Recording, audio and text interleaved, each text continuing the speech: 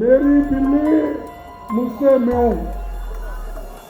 जो बिल्ली हमारे पास थी वही हमको फिर म्याऊं कर रही है और हमारे पीसी से प्रेसिडेंट के ऊपर वो अटैक किए, लेकिन वो डरने वाला आदमी नहीं है। वो राहुल जी का सिपाही है, कांग्रेस का सिपाही है। के लोग घबरा गए हैं और बीजेपी के लोग घबराए हैं और हमारे पीसी से प्रेसिडेंट के ऊपर वो अटैक किए, लेकिन वो डरने वाला आदमी नहीं है। वो राहुल जी का सिपाही है, कांग्रेस का सिपाही है और कांग्रेस किसी से डरने वाली नहीं है। ऐसे बहुत से लोग हम देखे हैं। ये तो ऐसा हुआ, मेरी बिल्ली मुझसे म्याऊं। जो बिल्ली हमारे पास थी वही हमको फिर म्याऊं कर रही है। तो इसीलिए ऐसे बहुत लोगों को हम देखे हैं और हमको डराने की कोशिश अगर कोई करते हैं, हम कभी नहीं डरेंगे। ये कांग्रेस का वादा है। देश के लिए हमने खून बहाया, हमारे लोग जेल में गए, हमारे लोग फांसी पे गए। अरे हम ब्रिटिशर को नहीं डरे, क्या बीजेपी को डरेंगे? भाइयों, मैं मां कामाख्या को नमन करता हूं। आसाम के महापुरुष शंकर देव जी, माधव देव जी, अजान पीर जी दरगाह सद्भाव के प्रतीक है। जिस जगह सद्भाव का प्रतीक है उस जगह यहाँ बीजेपी के लोग हम पे अटैक कर रहे हैं और हमारे लोगों को मारना, धमकाना, कार तोड़ना, फोड़ना, ये काम कर रहे हैं।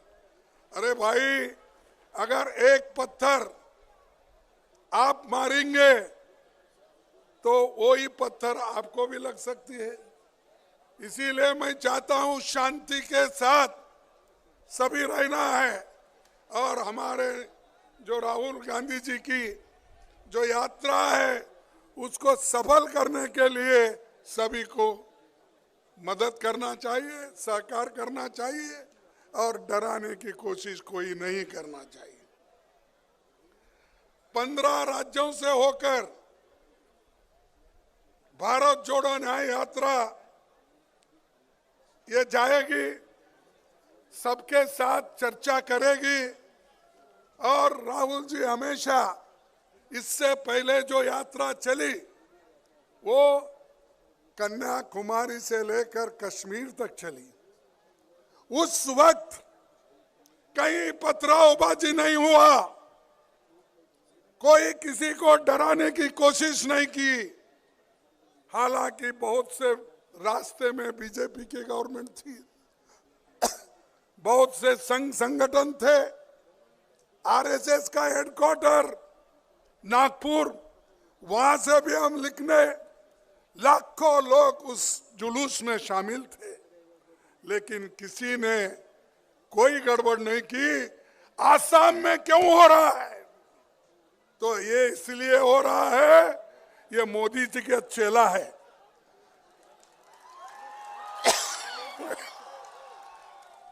ये शाह कैसा बोलते हैं वैसा सुनता है और ये आदमी इतना ही नहीं, हमारे देश के दलितों को डराता है, हमारे माइनॉरिटी को डराता है, बैकवर्ड क्लास को डराता है और डरा के वो लोगों को दहशत में रख के आगे के चुनाव के लिए काम कर रहा है। भाइयों, ये सोच है कि आज इस देश में बीजेपी दिल्ली से सरकार चलाना चाहती है हर स्टेट में। हमारा देश तो विविधता में एकता की जगह एक देश, एक देश, एक भाषा, एक लीडर, एक चुनाव, एक विचारधारा को देश पर थोपना चाहते हैं आरएसएस और बीजेपी। और उनका चेला ये है, अगर आप क्या चाहते हैं, इस देश में डेमोक्रेसी हो या ना हो? डेमोक्रेसी होना चाहिए ना, उसको जिंदा रखना चाहिए ना, संविधान को हम जिंदा रखना चाहिए ना। जब हमको जिंदा रखना है, हमको लड़ना होगा। सिर्फ अब जो हमारे अध्यक्ष के नाक से खून निकला, अरे खून जो आज एक हमारे सिपाही का आपने लिया, ये अच्छा नहीं किया आपने। आप अपने आप को ये नीचा दिखा रहे हैं। अगर ऐसा नीचा दिखाते गए तो इस देश में टॉलरेंस कहाँ है? अरे हमारा देश का संविधान ये कहता है, liberty, equality, fraternity and tolerance. जब ये चीज है, यहां तो टॉलरेंस ही नहीं है। हमारे लोग सीधा शांति के साथ प्रोसेशन निकाल रहे हैं, लेकिन ये लोग समझते नहीं। इस देश में पंडित जवाहरलाल नेहरू जी इतने बड़े बड़े कारखाने बनाए, डैम बनाए, और आज तो ये आसाम ये राइस बॉल बन गया है। और इसीलिए आज खुशहाली के तरफ आसाम आज चल रहा है। क्या ये सब मोदी के जमाने में हुए? बड़े डैम मोदी के जमाने में हुए? IT, AIIMS, IIM, public sector, ये क्या मोदी के जमाने में हुए? ये सब कांग्रेस के जमाने में नेहरू जी ने बनाया, इंदिरा गांधी जी ने बनाया। और इसीलिए तो भारत की आर्थिक स्थिति मजबूत हो गई।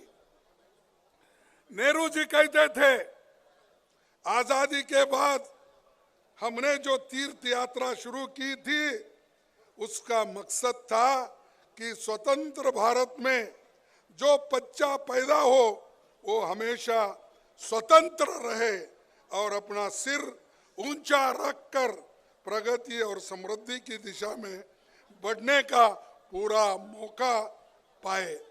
ये विचार जवाहरलाल नेहरू जी का, उसीलिए वो कहते थे आजादी के बाद हमने तीर्थ यात्रा निकाली, इसीलिए निकाली पब्लिक सेक्टर्स बनाने के लिए, डैम बनाने के लिए, एग्रीकल्चर प्रोडक्शन के लिए।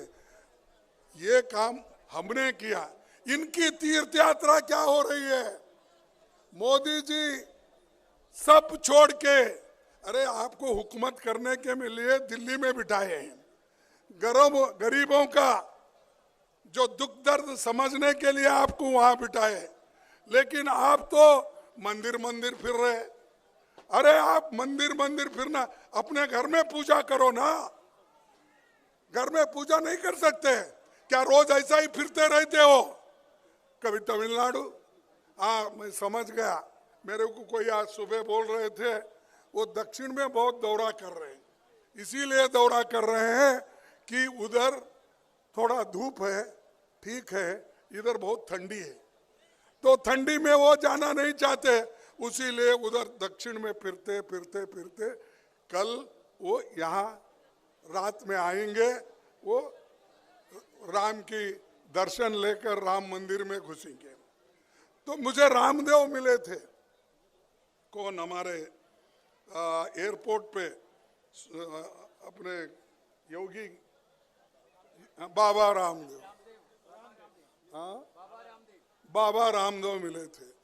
मैं पूछा रामदेव जी आप तो खुश होंगे? बोला क्यों? बोले नहीं, आपने तो योगा के क्लास लेकर उनको सब ट्रेनिंग देकर हर एक कैंप में 50,000, 20,000, 25,000 1 लाख तक लोगों को जमा जमा करके मोदी का गुणगान गाए, लेकिन आप बाहर हैं, मोदी अंदर है।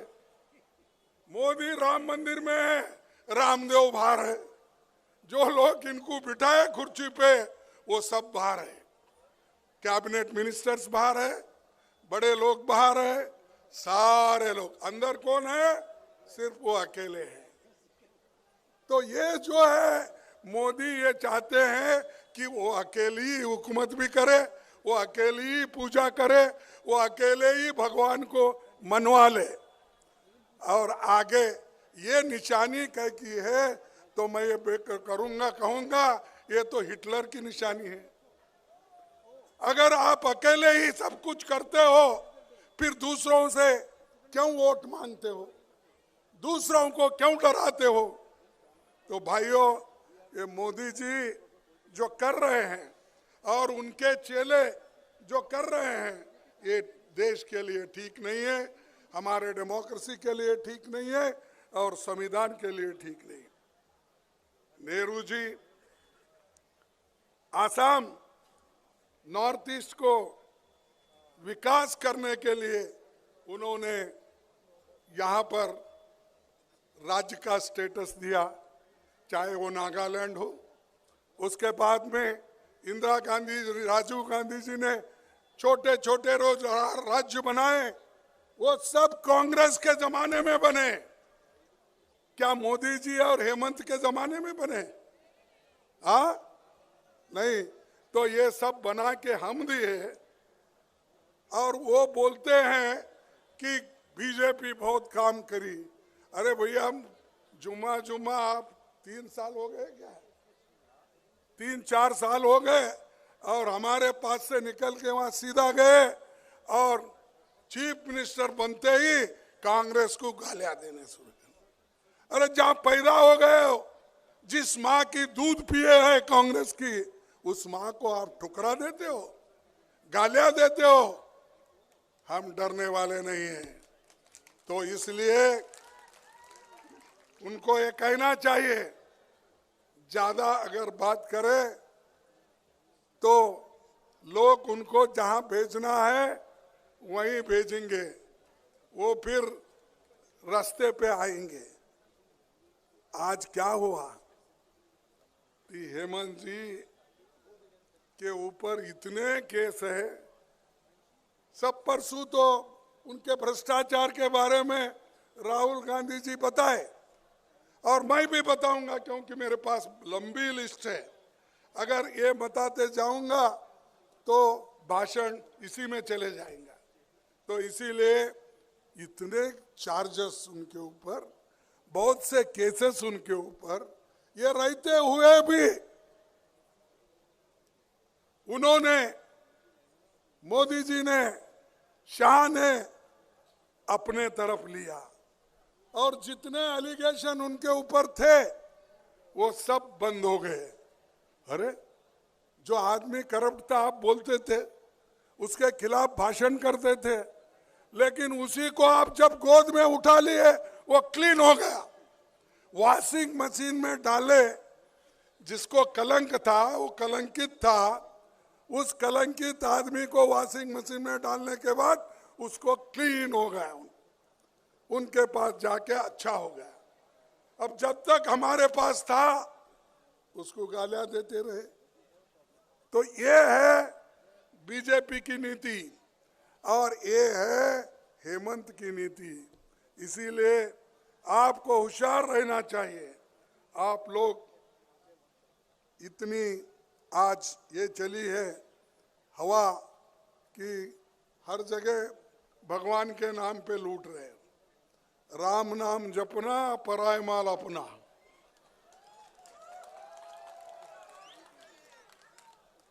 यह है क्या देश में कोई आज तक राम भक्त नहीं थे?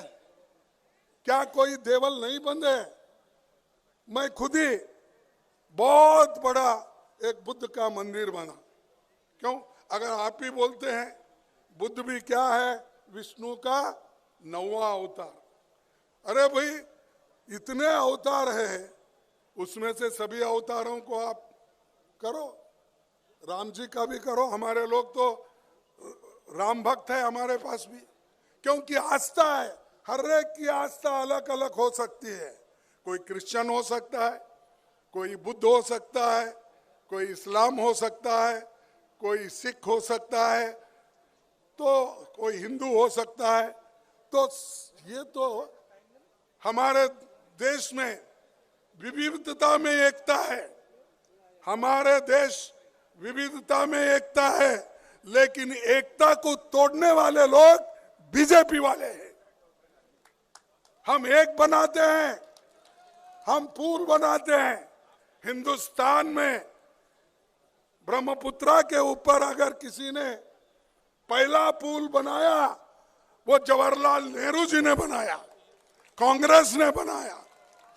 और बड़ी पुल जो बन गई, मैं उस रास्ते से गुजर रहा था, वो भी कांग्रेस ने बनाई। इतने पुल बनाए और ये सब लिंक आसाम से हो गए, लेकिन अब सिर्फ लोग लूटने के लिए अपने काम कर रहे हैं।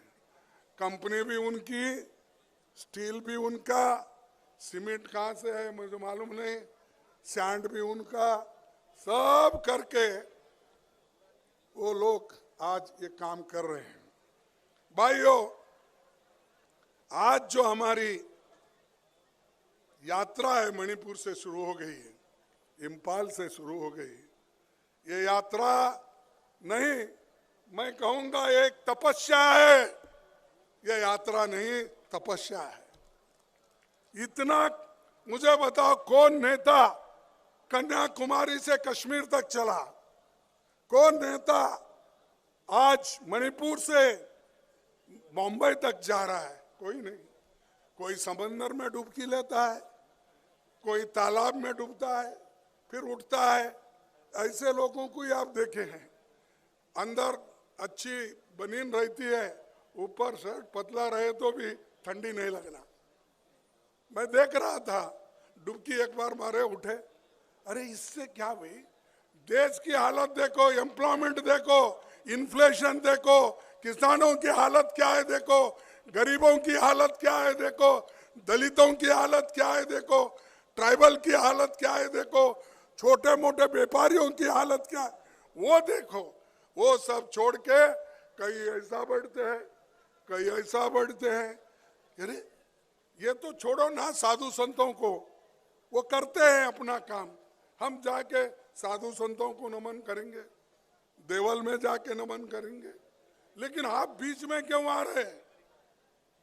आप बीच में, आप कौन होते हो बीच में आने वाले? और मंदिर में आप अकेले रहेंगे, हम सब बाहर रहेंगे।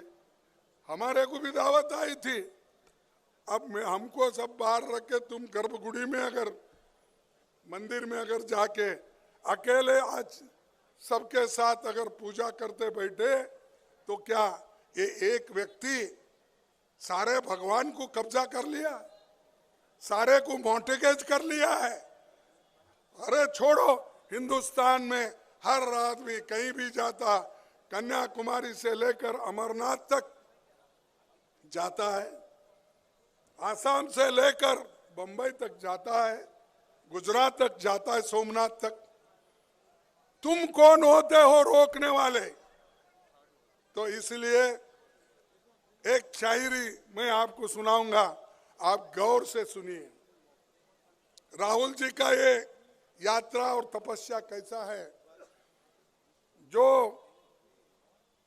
तूफानों में पलते जा रहे हैं, जो तूफानों में पलते जा रहे हैं, वही दुनिया बदलते जा रहे हैं।